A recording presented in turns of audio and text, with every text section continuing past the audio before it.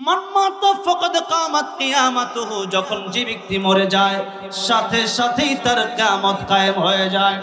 এটাকে বলা হয় কিয়ামতে সুগরা। সুগরা মানে ছোট কিয়ামত।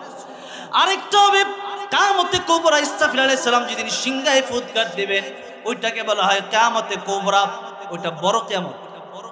তাহলে সমষ্টিগত কিয়ামত কায়েম হবে আরো পরে, ঠিক আছে, কিন্তু ব্যক্তিগত কিয়ামত কায়েম হইতে একটা সেকেন্ড তাও লাগতে পারে। আমি এই চেয়ারে বসেছি, উঠতে পারবো তার গ্যারান্টি নাই। আপনি ওয়াজ শুনতে আসছেন, বাড়িতে যেতে পারবেন তার কোনো গ্যারান্টি নাই। ফিরোজ শাহ গান গাচ্ছিলেন, 1 মিনিটের নাই ভরসা, সাঙ্গ হবে রং তামাশা, দম ফুরাইলে বন্ধ চক্ষু বুঝিলে। ও গানটা গাইতেছিল মানুষকে শোনানোর জন্য, কিন্তু তার খবর আমি দেখে এসেছি মিরপুর শহীদ বুদ্ধিজীবীতে। গান গাইতে গাইতে স্টেজের ভিতরেই ঢলে পড়ে গেল মৃত্যুর কোলে, মৃত্যু হয়ে গেল স্টেজের ভিতরে। এই জন্য স্টেজের ভিতরে আমি আলোচনা করি, বাড়ি যেতে পারবো এই গ্যারান্টি আমার নাই। আপনি এই জায়গায় বসে আছেন, বাড়ি যেতে পারবেন তার কোনো গ্যারান্টি নাই। এমনকি আমার নবী রাহমাতুল লিল আলামিন নবী, যে নবী এই পৃথিবীতে আল্লাহ রাব্বুল আলামিন যাকে রহমত হিসাবে পাঠালেন, যেই নবীর কাছে মালাকুল মউত আজরাইল আসলে অনুমতি লাগে। আমার নবী যখন ইন্তেকালটা হয়েছিল, বলেন আজরাইল দরজার বাইরে থেকে অনুমতি নিছে কি নিছে না? আজরাইল তো দরজার বাইরে থেকেই অনুমতি নিছে, 3 বার অনুমতি নিছে। কয়বার? 3 বার। দরজার বাইরে থেকেই সালাম দিছে, আসসালামু আলাইকা ইয়া রাসূলুল্লাহ। নবীজি তখন শো অবস্থায়, প্রচন্ড জ্বর। ফাতেমাকে বলেন, ফাতেমা দেখো তো দরজার বাইরে কি আসছে। ফাতেমা রাদিয়াল্লাহু আনহা তাকায় দেখলেন, যার মাথা 7 তবক আসমানের উপরে আর যার 2টা পা 7 তবক জমিনের নিচে। আল্লাহু আকবার। ফাতেমা বললেন, বাবা এমন মানুষ মক্কাতে আমি কোনোদিন দেখি নাই, মদিনাতে কোনোদিন দেখি নাই, এমন মানুষ আমার জীবনে আমি কোনোদিন দেখি নাই। আমার নবীজি বললেন, ফাতিমা রে, এটা মালাকুল মউত। ফাতিমা দুনিয়ার কোনো মানুষ না। ফাতিমা রাদিয়াল্লাহু আনহা বললেন, ইয়া রাসূলুল্লাহ, ইয়া হাবিবাল্লাহ, ও আমার বাবা, এমন মানুষ যদি পৃথিবীতে আমি আর না দেখে থাকি, অবশ্যই তিনি মালাকুল মউত। ও আমার বাবা, আপনি বহুদিন যাবত অসুস্থ, এই মুহূর্তে তিনি কেন আসবেন? নিশ্চয় আপনাকে নিয়ে যেতে এসেছেন। নবীজি বললেন, ফাতিমা রে, হয়তো আমাকে নিতে এসেছেন, তুমি দরজা খুলে দাও। ফাতেমা বলেন, আমি দরজা খুলবো না, আপনাকে যেতে দেব না। নবী বললেন, ফাতেমা রে, দুনিয়ার মানুষের জান যখন কবজ করে, দুনিয়ার মানুষের জান কবজ করার সময় অনুমতি নেয় না। আমার কাছে এসেছে, আমি রাহমাতুল লিল আলামিন, এই জন্য আমার কাছে মালাকুল মউত আজরাইল অনুমতি চায়। আল্লাহু আকবার। নবীজি বলেন, ফাতেমা দরজা খুলে দাও। ফাতেমা দরজা খুলে দিলেন। নবীজির কাছে মালাকুল মউত এসে আবার অনুমতি চাইলেন, ইয়া রাসূলুল্লাহ, ইয়া হাবিবাল্লাহ, আল্লাহ রাব্বুল আলামিন আমাকে পাঠিয়েছেন, এখন আপনি যাবেন কি যাবেন না? আপনি যদি বলতেন। সুবহানাল্লাহ। নবীজি বলতেছেন, এখনো তোমাকে অনুমতি দেব না, হাত্তা ইয়াতিয়ানি জিবরাইল। জিবরাইল যতক্ষণ পর্যন্ত আমার কাছে না আসবে ততক্ষণ পর্যন্ত পরামর্শ ছাড়া তোমার অনুমতি দিব না। পরামর্শ বিরাট গুরুত্বপূর্ণ জিনিস। পরামর্শ ছাড়া কাজ করলেই ধরা। কোরআন শরীফে পরামর্শ নামে একটা সূরা আছে, সুবহানাল্লাহ। স্বয়ং আল্লাহ রাব্বুল আলামিন যখন মানুষ বানাবেন তখন ফেরেশতার সাথে পরামর্শ করছিলেন কি করছিলেন না? করছে। তাহলে আল্লাহ পরামর্শ করছে, আল্লাহর কি পরামর্শ করার দরকার আছে? নাই। এরপর আল্লাহ পরামর্শ করছে, বুঝালেন যে তোমরাও যে কোনো কাজ করবা পরামর্শ কইরা কইরো, তাহলে বরকত হবে। কি হবে? মনে করেন পরামর্শ করে একটা কাজ করছেন, এরপর ওই কাজে আপনি ধরা খাইছেন, লস খাইছেন, এটাই বরকত। কারণ ওইটা লাভ হইলে আপনি কোনো না কোনো বিপদে পড়তেন, আল্লাহ আপনারে বাঁচায় দিয়েছে। তাহলে পরামর্শ করার দরকার আছে না নাই? বড়দের সাথে পরামর্শ করে কাজ করলে ওইটার বরকত হয়। এবার নবীজি বললেন, হাত্তা ইয়াতিয়ানি জিবরাইল, জিবরাইল আসুক, এরপরে আমি তোমাকে বলবো আমি কি আরো বাঁচতে চাই নাকি যেতে চাই। জিবরাইল আমিন আসলেন, সাথে সাথে চলে আসলেন। নবীজি বলেন, জিবরাইল আমি তোমার সাথে পরামর্শ করতে চাই, আমি যাব কি যাব না? জিবরাইল আমিন বলেন, ইয়া রাসূলুল্লাহ, আল্লাহ পাক কোরআন শরীফে একটা আয়াত নাযিল করেছেন আগেই, ইন্নাকা মাইয়িতু ওয়া ইন্নাহুম মাইয়িতুন। ওগো নবী, এই পৃথিবী থেকে ত্যাগ করে, এই পৃথিবীর মায়া ত্যাগ করে আপনাকে পরকালে আল্লাহর দরবারে যেতে হবে।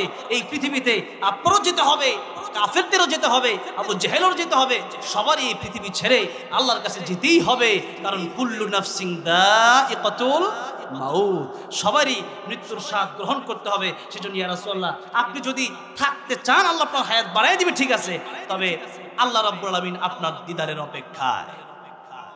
আল্লাহু আকবার জোরে বলে। আমার নবীজি বলেন, জিবরাইল আমি যদি চলে যাই আমার উম্মতের কি অবস্থা হবে? সুবহানাল্লাহ। জিবরাইল আমি যদি চলে যাই, আল্লাহ রাব্বুল আলামিন আগে আমাকে বলে দিয়েছেন, আমি যতক্ষণ পর্যন্ত দুনিয়ায় থাকব ততক্ষণ পর্যন্ত আমার উম্মত যদি কোনো গুনাহ করে আল্লাহ রাব্বুল আলামিন আযাব দিয়ে ধ্বংস করে দিবেন না। আমি যদি চলে যাই আমার উম্মতকে আল্লাহ রাব্বুল আলামিন আযাব দিয়ে যদি ধ্বংস করে দেয়, কারণ পূর্ববর্তী নবী রাসূলদের উম্মতদেরকে আল্লাহ ছোট্ট ছোট্ট গুনার কারণে আযাব দিয়ে ধ্বংস করে দিয়েছে। এখন আমার উম্মতকে যদি আল্লাহ এভাবে আযাব দিয়ে ধ্বংস করে দেয়, তাহলে তো আমার উম্মত বাড়বে না, কিয়ামতের ময়দানে বেশি উম্মত নিয়ে দাঁড়াইতে পারবো না। এবার জিবরাইল আমিন বললেন, আল্লাহ রাব্বুল আলামিন জানিয়েছেন আপনার দোয়া আল্লাহ রাব্বুল আলামিন মঞ্জুর করে আপনার উম্মতকে আল্লাহ রাব্বুল আলামিন একেবারে ধ্বংস করে দিবেন না, অনেক গুনাহ করবে, এরপরে আল্লাহ রাব্বুল আলামিন আপনার উম্মতকে তওবার সুযোগ দিয়ে দিবেন। জোরে কোন সুবহান। ইয়া রাসূলুল্লাহ, মরণের কিছুক্ষণ পূর্বেও যদি বান্দা তওবা করতে পারে, বান্দার জীবনের সব গুনাহ আল্লাহ মাফ করে দেবেন। কিন্তু তওবা নসিব হওয়ার জন্য বেশি বেশি আমল দরকার, বেশি বেশি কি দরকার? নেক আমল দরকার। হাকিমুল উম্মত মুজাদ্দিদে মিল্লাত আশরাফ আলী থানভী রাহমাতুল্লাহ আলাইহি তিনি বলেন, অনেক লম্বা ঘটনা, জাস্ট আমি অল্প বলতেছি, জীবনকে যেভাবে গঠন করবে তার মরণটা ওইভাবেই হবে। সিনেমা হলের টিকিট বিক্রি করে এক ব্যক্তি, আর যে ব্যক্তি বিক্রেতার ম্যানেজার বিক্রি করে সে হচ্ছে সিনেমা হলের মালিক। প্রতিদিন বিক্রেতাকে জিজ্ঞেস করতো, টিকিট কিতনি বেচি হুই হাই, টিকিট কত বিক্রি করছো, আর কিতনে রাহা গয়া, আর কত টিকিট বাকি আছে, টিকিট কয়টা বিক্রি করছো সিনেমা হলের টিকিট, আর কয়টা টিকিট বাকি আছে বলো। এই কথা প্রতিদিন বলতো। মৃত্যুর আগে লোকটাকে কালিমার তালকিদ দেওয়া হচ্ছে, আপনি পড়েন লা ইলাহা ইল্লাল্লাহু মুহাম্মাদুর রাসূলুল্লাহ সাল্লাল্লাহু আলাইহি সাল্লাম। এখন ওই লোক কালিমা পড়ে না, শুধু এই কথাই বলে, টিকিট কিতনি বেচি হই হাই আর কিতনি রাহা গয়া। ছেলেরা চলে গেছে আশরাফ আলী থানভী রাহমাতুল্লাহ আলাইহির কাছে, হুজুর কালিমার তালকিদ যতই দেই আমাদের বাবা ওইটা কি বলে, টিকিট কিতনি বেচি হই হাই আর কিতনি রাহা গই, টিকিট কয়টা বিক্রি করছো আর কয়টা বাকি আছে সিনেমা হলে। এখন আমার বাবা জবান দিয়ে যদি কালিমা না আসে, কবরে আমার বাবার কি উপায় হবে, হাসরে আমার বাবার কি উপায় হবে? হুজুর এখন কালিমা বের করার উপায়? হুজুর বললেন এখনো বেঁচে আছে, বলে হ্যাঁ এখনো মরে নাই। হুজুর ডেকে বললেন, এই মুহূর্তে সিনেমা হল বন্ধ কইরা মাদ্রাসা বানাও, কোরআনের তালিম দেওয়া শুরু করো, হতে পারে তোমার বাবার জীবনের পরিবর্তন হয়ে যেতে পারে। সাথে সাথে সিনেমা হল বন্ধ করে দেওয়া হলো, সেখানে কোরআনের তালিম চালু করে দেওয়া হলো। কোরআনের তালিম যেই জায়গায় চলে সেখানে আল্লাহর রহমত নাজিল হয়ে যায়। সুবহানাল্লাহ। এক একটা মাদ্রাসা, এই মাদ্রাসা এই এলাকার জন্য রহমত, বরকত। আশরাফ আলী থানভী রাহমাতুল্লাহ আলাইহি বললেন, সিনেমা হল বন্ধ করে যেহেতু মাদ্রাসা বানায় দিছো, কোরআনের তালিম যেহেতু শুরু হয়ে গেছে, এবার কালিমার তালিম দাও। কালিমার তালিম যেই মাত্র দিল এমনি শুরু হয়ে গেল, লা ইলাহা ইল্লাল্লাহ মুহাম্মাদুর রাসূলুল্লাহ সাল্লাল্লাহু আলাইহি সাল্লাম। কালিমা বের হয়ে গেল। জীবন যেভাবে কাটবে ওভাবে আপনার মরণ হবে, সে কথা চিন্তা করে জীবনটা ভালোভাবে পার করতে হবে, জীবনটাকে আল্লাহর রাস্তায় ব্যয় করতে হবে, জীবনের সময়টুকু আল্লাহর রাস্তায় দিতে হবে। এই সময় আমাদেরকে দান করেছেন কে? আল্লাহ। সামনে আসতেছে কথা, আপনাদের কষ্ট হচ্ছে? গরমের সময় একটু কষ্ট হয়তো হচ্ছে আপনাদের, তারপর আমি বেশিক্ষণ সময় লম্বা করব না। আমি যে কথাগুলো বলছিলাম যে আল্লাহ নবী সাল্লাল্লাহু আলাইহি সাল্লামের কাছে মালাকুল মাউত তিনবার অনুমতি নিলেন, এরপরে উম্মতের ফয়সালা শেষ হওয়ার পরে অনেক লম্বা ঘটনা, আল্লাহ নবীর কাছে আবার অনুমতি নিলেন। এই যে তিনবার, একবার নিল দরজার বাইরে থেকে, আরেকবার নিল জিবরাইল আমিন আসার আগে, আরেকবার নিল মৃত্যুর ঠিক আগে। এই যে তিনবার অনুমতি নিল, তিনবার অনুমতি নেওয়ার পর রাসূলুল্লাহ সাল্লাল্লাহু আলাইহি ওয়াসাল্লামের জান কবজ করা হলো। তো রাসূলুল্লাহ সাল্লাল্লাহু আলাইহি ওয়াসাল্লামের জান যখন কবজ করা হলো, মালাকুল মউত তিনবার অনুমতি নিলেন। সেই নবী কি বলছেন শুনেন।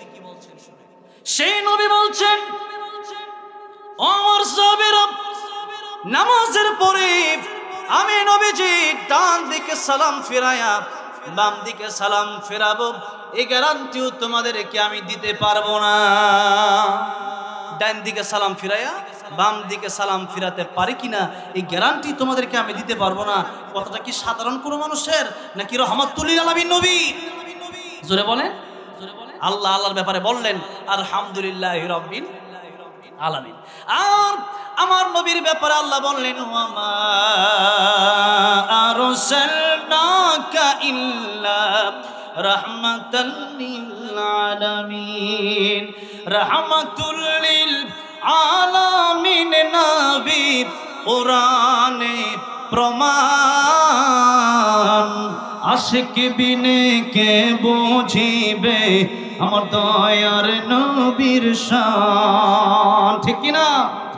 কষ্ট হচ্ছে আপনাদের, এই জন্য একটু একসাথে গাইলে আর একটু তাজা হইতে পারবেন। অনেকের ঘুম ধরে গেছে, একসাথে গাইতে পারবেন না ইনশাআল্লাহ। রাহমাতুল লিল আলামিন নবী, রাহমাতুল লিল কোরআনে প্রমাণ, আশিক বিনে কে বুঝিবে আমার দয়ার নবীর শান। বলেন না, আশিক বিনে কে বুঝিবে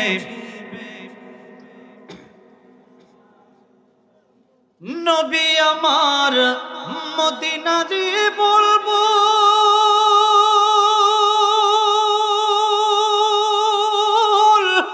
আমার আল্লাহ ভালোবেসে নামটি দিলেন মুহাম্মদ রাসূল। আল্লাহু আকবার। ওই নবীকে ভুল বুঝিলে থাকবে না ঈমান, আশিক বিনে কে বুঝিবে আমার দয়ার নবীর শান। ঠিক কিনা বলেন? তাহলে আল্লাহর নবী রাহমাতুল লিল আলামিন যিনি, তিনিও যেহেতু বললেন যে আমি একবার সালাম ফিরে দ্বিতীয়বার ফিরাতে পারবো কিনা এই গ্যারান্টি নাই, বলেন তা আমাদের কি কোনো গ্যারান্টি আছে জীবনের? বলেন আছে জীবনের গ্যারান্টি? এই পৃথিবীতে যা কিছু আছে সব কিছুর মালিক আমি আল্লাহ, আর আমরা গোলাম। আমরা কি বলেন? আমরা কি গোলাম। এখন বলেন, গোলাম যদি ভাবটা ধরে মালিকের মতো, তাহলে কি হয়? গোলাম থাকবে গোলামের মতো, মালিক থাকবে মালিকের। আল্লাহ রাব্বুল আলামিন বললেন, আমি আল্লাহ রাব্বুল আলামিন যেহেতু মালিক আর তোমরা যেহেতু গোলাম, তাহলে এই গোলামির খাতায় তোমাদের নাম লেখাতে হবে, গোলামের মতো থাকতে হবে। আর যদি গোলাম নিজেকে মালিক মনে করে, যেমন ফেরাউন, যেমন নমরুদ, যেমন কারুন, তারা নিজেদেরকে মালিক মনে করেছে। শুধু তাই না, রাব্বুকুম আলা বলেছে ফেরাউন। এই যে মালিক মনে করছে, আল্লাহ রাব্বুল আলামিন পানিতে ডুবায় ধ্বংস করে দিচ্ছে। আবার নমরুদকে লেংরা মশা দিয়ে ধ্বংস করে দিচ্ছে। তাহলে গোলাম সে নিজেকে মালিক মনে করতে পারবে না। কারণ এই যে জমিনে আপনারা বসে আছেন, বলেন তো এইটা কি কারো বাপ দাদার বানানো সম্পত্তি? অবশ্যই হয়তো আপনি, আপনার বাবা এখানে জন্মগ্রহণ করেছেন, এলাকা ভিত্তিক, সমাজ ভিত্তিক আপনি সম্পদ পাইছেন। কিন্তু বলেন তো, এই যে এই মাটি অথবা মনে করেন এই গাছ গাছালি, এগুলো কি পৃথিবীর কোনো মানুষ বানাইছে? আল্লাহ বানাইছে। আল্লাহ বলেন আমি আল্লাহ বানাইছি। তাহলে আমি আল্লাহ মালিক, তোমরা আমার গোলাম। গোলামি করবা জান্নাতে যাবা, গোলামি করবা না মালিক হয়ে যাবা। কিয়ামতের ময়দানে আমি আল্লাহর প্রশ্ন থাকবে। কি প্রশ্ন? আল্লাহ বলছেন কিয়ামতের ময়দানে আল্লাহ ডাক দিবেন, লিমানিল মুলকুল ইয়াউম লিল্লাহিল ওয়াহিদিল কাহ্হার। কিয়ামতের ময়দানে আল্লাহ তাআলা ডাক দিবেন, আজকের রাজত্ব কার? আল্লাহ নিজেই উত্তর দিবেন, কারণ উত্তর দেওয়ার মতো কেউ নাই, সবাই মরা। সবাই কি মরা? উত্তর দিবে কে? আল্লাহ নিজেই বলবেন লিল্লাহ, আজকে ক্ষমতা আমি আল্লাহর। কিন্তু আল্লাহ বলবেন ওয়াহিদিল কাহ্হার, আল্লাহ বলবেন আজকে আমি আল্লাহই কেবলমাত্র ক্ষমতা, আমি আল্লাহই কেবলমাত্র মালিক আর কাহার। আজকে আমি আল্লাহ অনেক শক্ত করে পৃথিবীর এই যেই মানুষগুলো মালিক দাবি করে চালানো আইনে ফেরাউন কোথায়, আইনা নমরুদ কোথায়, আইনা কারুন কোথায়।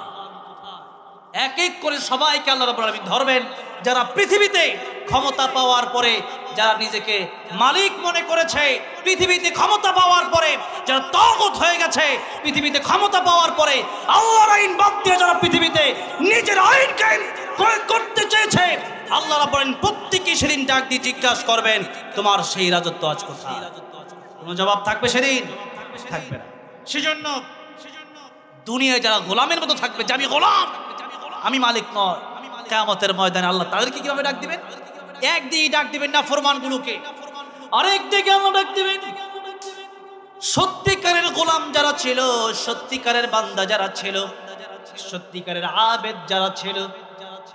আল্লাহ বলবেন ইয়া আইয়াতুহান নাফসুল মুতমাইন্না ইরজিই ইলা রাব্বিকি রাদিয়াতাম মারদিয়া ফাদখুলি ফি ইবাদি ওয়াদখুলি জান্নাতি। আল্লাহ সেদিন ভালো মানুষগুলোকে ডেকে বলবেন ফাদখুলি ফি ইবাদি, গোলামদের মধ্যে দাখিল হও, সত্যিকারের গোলাম যারা, ওয়াদখুলি ফাদখুলি ফি ইবাদি ওয়াদখুলি জান্নাতি। আল্লাহ বলবেন আমার গোলামদের অন্তর্ভুক্ত হয়ে যাওয়ার জান্নাতে চলে যাও। সেদিন আল্লাহ রাব্বুল আলামিন আব্দুল মালিক গোলাম, এই গোলামদেরকে ডাক দিবেন। তার মানে আল্লাহর গোলামি যারা করেছে, এই পৃথিবীতে আল্লাহকে যারা মেনেছে, আল্লাহর ইবাদত যারা করেছে, আল্লাহর আইন যারা বাস্তবায়ন করতে চেয়েছে, আল্লাহ রাব্বুল আলামিন তাদেরকে বলবে তোমরা জান্নাতে যাও। আর যারা নিজেকে মালিক দাবি করেছে, এই কথা তাদের জন্য সেদিন গ্রহণযোগ্য হবে না। শুধু ওই দিনই নয়, আপনাদেরকে একটি উদাহরণ দিতে চাই। বাংলাদেশের কোন হুজুর অথবা কোন আলোচক, কোন স্কলার, কোন ইমাম খতিব যদি সরকার বিরোধী কথা বলতো এতদিন, এখন তো আর নির্বাচিত সরকারই নাই, মানে যারা নির্বাচন করছে এটা তো ধরা হয় না। কিন্তু যতদিন শেখ হাসিনা ছিল ততদিন কোনো কথা যদি শেখ হাসিনা বিরুদ্ধে হয়েছে অথবা দেশের বিরুদ্ধে হয়েছে, এমন কোন কথা যদি কেউ বলেছে যেটা শেখ হাসিনার ভালো লাগে নাই, সরকারের ভালো লাগে নাই, তাহলে জেলখানায় বন্দি করছে কি করছে না? আল্লামা সাঈদীকে 13 বছর কারাগারে রেখে ইনজেকশনের সাথে বিষ মিশাইয়া শহীদ করে দেওয়া হলো। আল্লামা আমানুল হক, আল্লামা খালেদ সাহেব থেকে নিয়ে শত শত আলেমকে জেলবন্দি করে দেওয়া হলো। এই যে আলেমরা যখন সত্য কথা বলেছে, এরপরও তার সহ্য হলো না, কেবলমাত্র তার কথাটা তার বিরুদ্ধে গেছে। কোরআন হাদিসের পক্ষে ছিল, কোরআন হাদিসের পক্ষে কথা বলতে গিয়ে কারো পক্ষে যাক আর কার বিপক্ষে যাক তা দেখার সময় আছে নাকি? বলার দরকার আছে না নাই? এই জন্য এই পর্যন্ত আমার নবী তিনিও সত্য কথা বলে জেল খেটেছেন। এই জন্য সত্য কথা যদি বলে এরপরে জেল খাটা লাগে আমরা খাটবো, কিন্তু বাতিলের কাছে মাথা কোনোদিন মুসলমান নত করতে পারে না।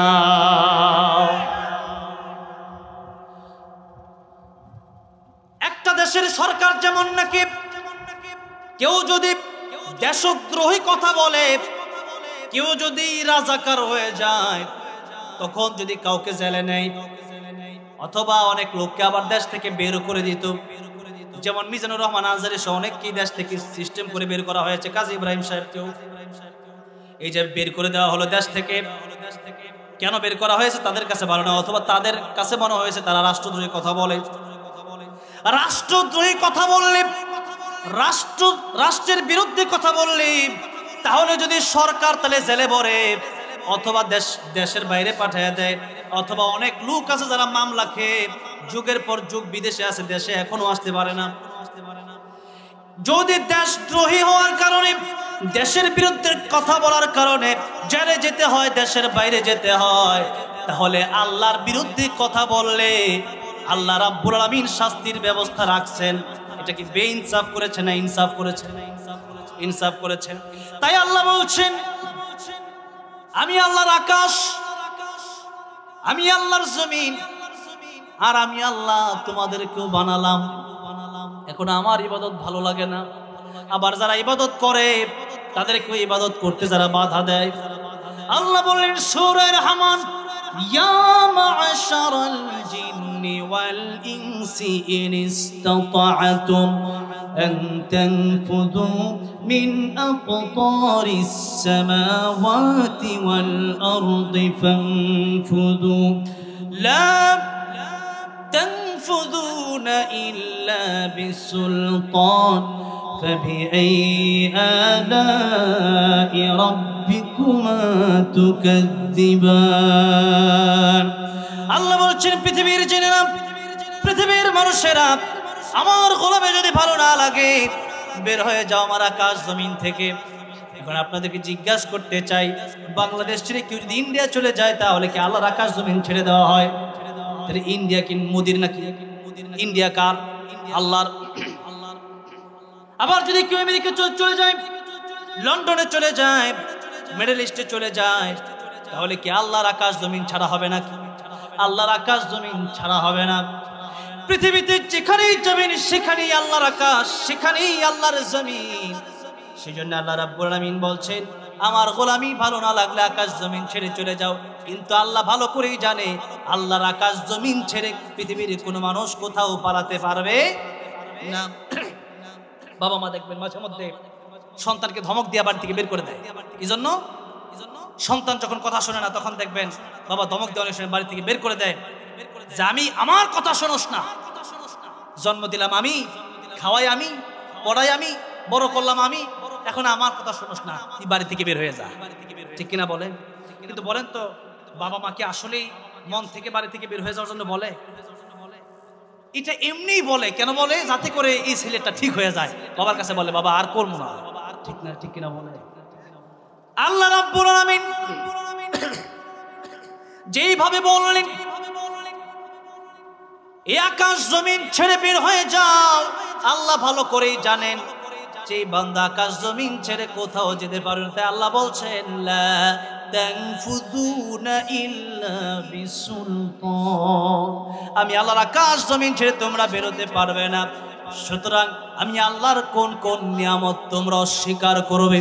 ফাবিআই আলাই রাব্বিকুমা তুকাযযিবান।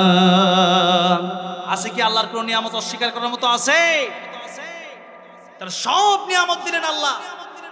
কথা বলতেছি, ক্ষমতা, এই যে কথা বলতেছি, এই ব্যবস্থা করলেন কে? এই নিয়ামত কে দিলেন? আল্লাহ। এই জমিনে বসে আছি, এই সুস্থ নিয়ামত কে দিলেন? আল্লাহ।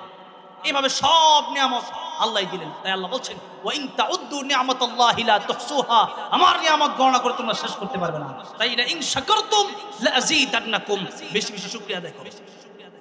যা দিছি আমি আল্লাহর ইবাদত করো, আমি আল্লাহ বলেন। ভাইয়েরা আমার, বাবাজিরা আমার, তাহলে আল্লাহ আমাদের মালিক। এই পৃথিবীতে যতদিন বাঁচবো আমাদেরকে মনে করতে হবে আমরা আল্লাহর গোলাম, তবেই গোলাম হিসাবে কিয়ামতের ময়দানে জান্নাতে যাওয়া সম্ভব, আর আল্লাহর সাথে দিদার হওয়া সম্ভব। আল্লাহর সাথে, আল্লাহ জান্নাতে যাওয়ার পরে তার বান্দাদের সাথে দেখা করবে। সুবহানাল্লাহ। এরকম কোরআনের মাহফিল আল্লাহ তৈরি করবেন, সেখানে অতিথি থাকবেন আমার নবী, সেখানে অতিথি থাকবেন দাউদ আলাইহিস সালাম। দাউদ আলাইহিস সালাম কোরআন থেকে তিলাওয়াত করবেন, আমাদের নবী কোরআন থেকে তিলাওয়াত করবেন। স্বয়ং আল্লাহ রাব্বুল আলামিন দাউদ নবীর তিলাওয়াতের পরে, আমার নবীর তিলাওয়াতের পরে আল্লাহ জিজ্ঞাসা করবেন, এর চেয়ে মধুর তিলাওয়াত, আরো মজার তিলাওয়াত কি তোমরা শুনছো? তখন সমস্ত জান্নাতীরা বলবেন আল্লাহ এত মধুর তিলাওয়াত জীবনে কোনোদিন শুনিনি। সুবহানাল্লাহ। আল্লাহ বলবেন, রে জান্নাতীরা, এতদিন যেই কণ্ঠ শুনেছ, যেই সুর শুনেছ, ওই সুর আমি আল্লাহর দেওয়া সুর ছিল। আজকে আমি আল্লাহর কণ্ঠ দিয়া তোমাদেরকে সূরা কোরআন শরীফের সূরা রহমান তেলাওয়াত করে শোনাবো। আল্লাহর সাথে দেখা করতে চান কি চান না? দুনিয়ার সাধারণ সৌন্দর্য দেখে মানুষ পাগল হয়ে যায়, তাহলে দুনিয়ার এত সৌন্দর্য দেখে যদি পাগল হই, আমার আল্লাহ কম সুন্দর না বেশি সুন্দর? জোরে কম। দুনিয়া সুন্দর মানুষ সুন্দর, আসমান সুন্দর, জমিন সুন্দর, সুন্দরে সুন্দরে পাল্লা। জানি না কত সুন্দর তুমি আল্লাহ, জানি না কত সুন্দর তুমি আল্লাহ। সুবহানাল্লাহ। আমার আল্লাহ বলছেন তাহলে রাজত্ব আমি আল্লাহর হাতে, ক্ষমতা আমি আল্লাহর হাতে, এই দুনিয়ার মালিক আমি আল্লাহ, তোমাদের মালিকও আমি আল্লাহ, তাহলে তোমরা আমার গোলাম। ওয়া হুয়া আলা কুল্লি শাইইন কাদির। আল্লাহ বলছেন আমি আল্লাহ সর্বশক্তিমান, আমি আল্লাহর চেয়ে বেশি শক্তি আর কারো নাই। সুতরাং আল্লাহ বলছেন গোলামি করো।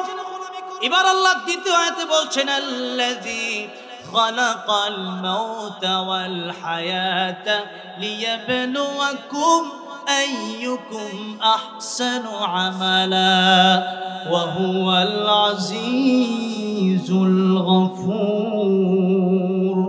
আল্লাহ বলছেন কোন সে আল্লাহ যিনি তোমাদেরকে মৃত্যু দিয়েছেন আবার জীবন দিয়েছেন। আল্লাহ আগে মৃত্যুর কথা বললেন, পরে জীবনের কথা বললেন। শুধু দুইটা কথা বলতে গেলে সারা রাত ওয়াজ করলে ওয়াজ শেষ হবে না, কারণ জীবন আর মরণ এটাই তো আমাদের আছে নাকি বলেন? জীবন ওয়াজ করলে তো সারা রাত লাগে। শুধুই মাউতা ওয়াল হায়াতা, মরণ আর জীবন। মুফাসসিরগণ তাফসীরের কিতাবে লিখেছেন এর কয়েকটা কারণ লিখেছেন। এক নম্বর কারণ হচ্ছে আমরা তো মূলত মরাই ছিলাম, মৃত ছিলাম। আমরা কি ছিলাম? বাচ্চা যখন প্রথমে মায়ের গর্ভে আসে তখন বাচ্চাটা মৃতই থাকে। অনেক সময় দেখবেন ওই রুহু না দেওয়ার কারণে মায়ের গর্ভ থেকে যখন বাচ্চাটা পৃথিবীতে আসে তখন মৃত বাচ্চায় পৃথিবীতে আসে। এমন হয় কি হয় না বলেন? মৃত বাচ্চাকে জন্ম নেয় না? নেয়। তাহলে তার ভিতর রুহু দেওয়া হয় না। এই হাত আমার, এই পা আমার, এই ঘর আমার, এই বাড়ি আমার, কিন্তু আমার আমিটা কোনটা? আমার আমিটা কোনটা? সব আমার, আমি কোনটা? আমিটা হচ্ছে ভিতরে। আমিটা কোনটা? ভিতরে রুহু। রুহুটা কি দেখা যায়? দেখা যায় না। হিন্দুরা যখন লাশ পুড়ায় ফেলে তখন হিন্দুরা মনে করে পুড়ে দিলাম শেষ, কিন্তু বিষয়টা এরকম না। ইঞ্জিনটা চলে গেলে হাইরে হাইরে হায়, ডাব্বাটা পুড়ে রইবে এই যে দুনিয়ায়। ইঞ্জিন কিন্তু ভিতরে আছে। ইঞ্জিন যেদিন চলে যাবে সেদিন আর রুহুর এই ডাব্বার কোনো, খালি ডাব্বার কোনো দাম নাই। খালি ডাব্বা বাড়িতে পড়ে থাকবে। আওয়ামী লীগ টানবে না, বিএনপি টানবে না, জামাতে ইসলাম টানবে না, কেউ টানবে না। সেদিন আপনার দেহটা নিথর হয়ে বাড়ির সামনে সেদিন পড়ে থাকবে। আপনার মা বাবা পর্যন্ত, স্ত্রী পর্যন্ত ঘর থেকে বের করে দেবে। এমন দিন কি আমাদের সামনে অপেক্ষা করছে কি করছে না? সেদিন আর কেউ আপন থাকবে? এই রুহ যেদিন চলে যাবে সেদিন আবার মরে যাব। এই কথাটা আল্লাহ রাব্বুল আলামিন, আমরা যা আগে মৃত ছিলাম এখন আবার জীবিত আছি, আবার মৃত হয়ে যাব, আবার আল্লাহ জীবন দিবেন। এই কথাটা এইভাবে আমি এখন যেভাবে বললাম এভাবেই আল্লাহ কোরআন শরীফে বলেছেন সূরা বাকারায়, কাইফা তাকফুরুনা বিল্লাহি ওয়া কুনতুম আমওয়াতান ফাআহইয়াকুম সুম্মা ইউমীতুকুম সুম্মা ইউহয়ীকুম সুম্মা ইলাইহি তুরজাউন। আল্লাহ বলছেন কাইফা। আরবি যারা বলে তারা এটা বেশি, অনেক বেশি ব্যবহার করে। কাইফা হালুকা, শুনছেন না? কাইফা হালুকা মানে কেমন আছে, মানে কেমনে, কাইফ মানে কিভাবে সম্ভব। আল্লাহ বলছেন কাইফা, কিভাবে। তাকফুরুনা বিল্লাহ, মানুষ আমি আল্লাহর সাথে নাফরমানি করে, অথচ হাল আতা আলাল ইনসান হাইরুম মিনাদ দাহর লাম ইয়াকুন শাইআম মাযকুরা। মানুষ তো ছিল না, মানুষ ছিল জিরো, আমি আল্লাহ তারে বানাইছি হিরো। মানুষের তো শক্তি ছিল না, এই মানুষ তো কথা বলতে পারতো না, এই মানুষ তাকে কিছুই বুঝতো না, জ্ঞান ছিল না, হাঁটতে পারতো না, চলতে পারতো না, কাজ করতে পারতো না, খালি ওয়া করে কাঁদতো। সেই মানুষকে এত সুন্দর চলার ক্ষমতা, কাজ করার ক্ষমতা, কথা বলার ক্ষমতা দিলেন কে? আল্লাহ বলছেন আমি আল্লাহ দিলাম। আর পরবর্তীতে কিছু মানুষ আমি আল্লাহর কোরআনের বিরোধিতা করে, মাদ্রাসা বিরোধী হয়, মসজিদ বিরোধী হয়। আল্লাহ বলেন কাইফা, কিভাবে সম্ভব। সন্তান যখন মা বাবার সাথে বিয়াদবি করে তখন বাবা মা বলে কিভাবে সম্ভব রে, আমার ছেলে আমারটা খায় আমার সাথে বিয়াদবি করে, কত বড় বিয়াদব। আল্লাহ বলতেছেন কাইফা তাকফুরুনা বিল্লাহ, আমি আল্লাহ না তোরে বানাইছি আর তুই কাইফা কিভাবে তাকফুরুনা বিল্লাহ, আমি আল্লাহর সাথে নাফরমানি করছিস, কিভাবে সম্ভব? এবার আল্লাহ বলছেন কুনতুম আমওয়াতান ফাআহইয়াকুম, ও বান্দারে তুমি তো ছিলাম মৃত, আমি আল্লাহ তোমার জীবন দিলাম। ওই যে মায়ের গর্ভে মৃত ছিলাম, এক ফোঁটা পানি ছিলাম, সেখান থেকে একটু গোশত হাড্ডি, এরপরে মানুষ রূপী হলাম, এরপরে আল্লাহ রাব্বুল আমিন রূহ দিলেন। রূহ না দিলে আজকে আমি আর আপনি হয়তো মাহফিলে বসতে পারতাম না, সেই খবরই আমাকে আপনাকে পাঠিয়ে দেওয়া হতো। আবার যেদিন রূহ চলে যাবে সেদিন আবার কবরে পাঠিয়ে দেওয়া হবে। তার মানে রূহ যদি চলে যায় তাহলে আপনার আমার কোনো দাম নাই। তাই আল্লাহ বলছেন যে ও পৃথিবীর মানুষ, ইল্লা মান আতাল্লাহা বিকলবিন সালিম, কিয়ামতের ময়দানে ভালো অন্তরটাই আমার কাছে কাজে আসবে। এই দেহ কালো হতে পারে, এই দেহ মোটার চিকন হতে পারে, কিন্তু কালো আর ধলা মোটার চিকন দিয়ে আমি আল্লাহর কাছে দামি হওয়া যায় না। আল্লাহ বলছেন ইন্না আকরামাকুম ইনদাল্লাহি আতকাকুম। আল্লাহ বলছেন কালো যদি হয় আর ভেতরটা যদি ভালো হয়, আল্লাহ বলছেন তাহলে আমি আল্লাহ রাব্বুল আলামিনের কাছে তুমি সম্মানিত হয়ে যাবা, জান্নাত আমি আল্লাহ রাব্বুল আলামিন তোমারে দিয়ে দেব। বেলাল রাদিয়াল্লাহু আনহু কালো কিন্তু অন্তরটা ছিল ভালো। এই আমার নবী যখন জান্নাতে গেলেন দেখে টকটক করে কার হাঁটার আওয়াজ শোনা যায়। আমার নবী বললেন জিবরাইল রে, কার হাঁটার আওয়াজ শোনা যায়? জিবরাইল আমিন বলেন ইয়া রাসূলুল্লাহ, ইয়া হাবিবাল্লাহ, হযরতে বেলাল দুনিয়ায় হাঁটে আর কালো বেলালের হাঁটার আওয়াজ আল্লাহর তরি জান্নাতে এসে পৌঁছে যায়।